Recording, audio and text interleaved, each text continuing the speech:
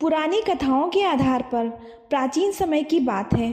सुमेरु पर्वत पर सौभारी ऋषि का एक बहुत ही सुंदर आश्रम था और उनकी पत्नी का नाम मनोमयी था, जो बहुत ही सुंदर और पतिव्रता थी। एक दिन ऋषि लकड़ी लेने के लिए जंगल में गए। इसी बीच उनकी पत्नी घर अन्य कामों में लग गई।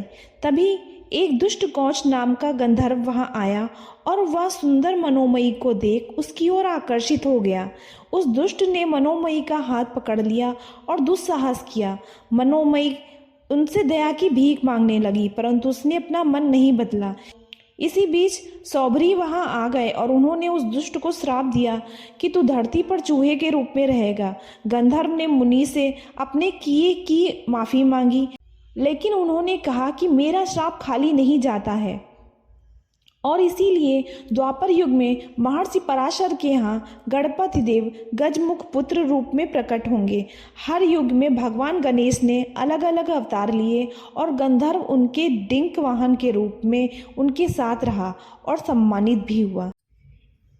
इसकी एक दूसरी कथा भी है कि देवराज इंद्र के दरबार में एक क्रोच नामक गंधर्व था। वह सदैव अप्सराओं के साथ ही मग्न रहता था।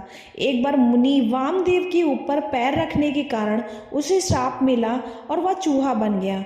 चूहे का रूप धारण करते ही वह सीधा पराशर ऋषि के आश्रम में जा गिरा।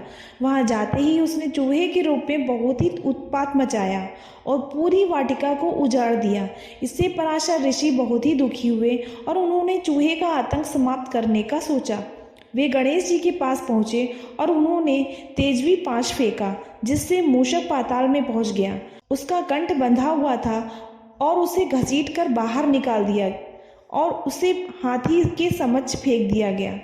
उस हाथी की पकड़ को वह चूहा सहन न कर सका और बेहोश हो गया। होश में आते ही उस चूहे ने भगवान गणेश जी की आराधना शुरू की और अपने जान की भीख मांगी।